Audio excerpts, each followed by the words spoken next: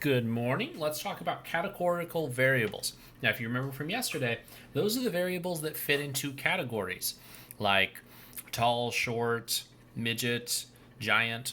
Those would be different categories for someone's height. Let's go ahead and talk about different ways we represent those in tables. Tables are usually the best way to look at categorical data. Let's see. And there are two different ways that a table represents data. Let's talk about the same bit of data in the two different ways. Let's say we're talking about favorite flavor of ice cream. So over here, we're going to list the different flavors. And the flavors for ice cream, let's say that there are only 4 for the sake of simplicity. And they are vanilla, chocolate,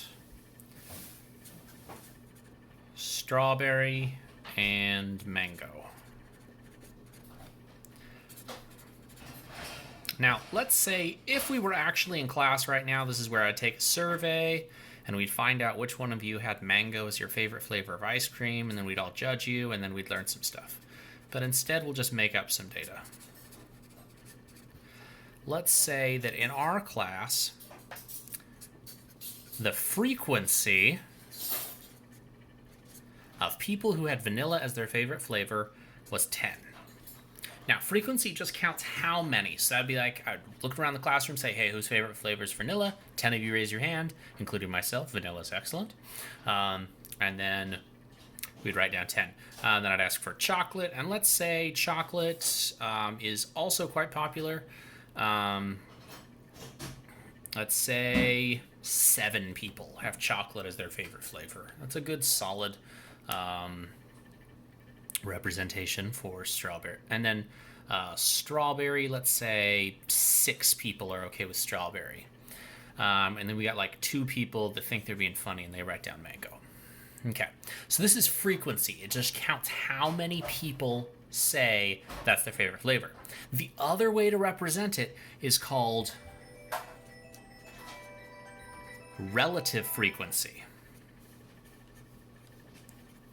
Now, in relative frequency, we don't actually care how many people liked each of the things. We just care what percent of the people liked each flavor.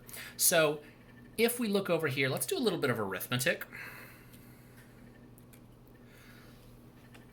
I just want to find out the total. All right, so 10 plus 7 plus 6 plus 2 is 25. And I know 25 times 4 equals 100. So as I'm converting these into percents, all I'd really need to do is multiply each of these by 4. So that means 40% like vanilla. Notice how I said percent and then I wrote decimal equivalent. That's kind of a statistician's style. Every statistician will almost always just write the decimal equivalent and then say the percent, because it's understood we know how to convert decimals to percents. I guess maybe as a side note, if you don't, if we took 40% and we divided it by 100, we'd get 0.40. And most times we won't write the 0. I'm just writing it for you guys today. So then we need to multiply the other one. That's 0.28 or 28%, 24%, and 8%. We'll put the zeros there just so it's a little bit more. Ooh, where's my mistake? Is that 8%? No, that's 80%. I need to put a 0 here. Silly Mr. Judd. All right. This is the difference between frequency, which is just counting things, and relative frequency. Now, relative frequency I prefer just because often when we're asked about data, we want to know what fraction of people a certain characteristic applies to. Like what fraction of people that are going to be customers at our restaurant are going to want vanilla ice cream.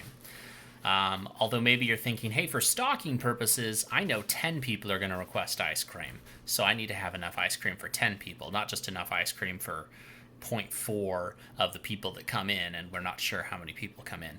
But you want to be able to convert between the two. Now, one issue with relative frequency going into frequency, we have to know how many people were part of our survey in order to fill in a frequency table. But if you knew we had 25 people, an easy way to convert would just take 25.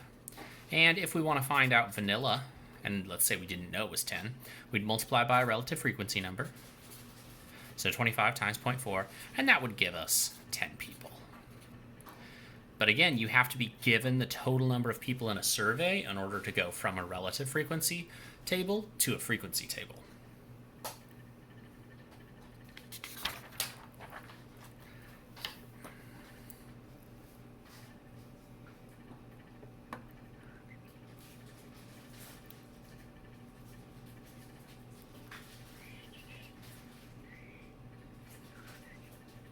All right, let me ask you guys a question. See if you're going to get tripped up.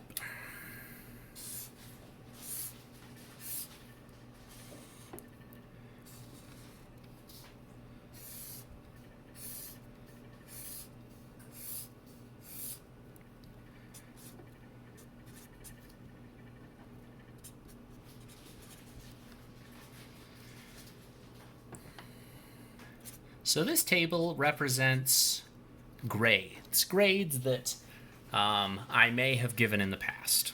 So I give A's, I give B's, I give C's, I give D's, and I give failing grades.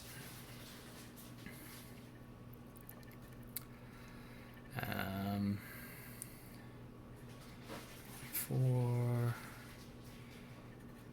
0.5, 0.0.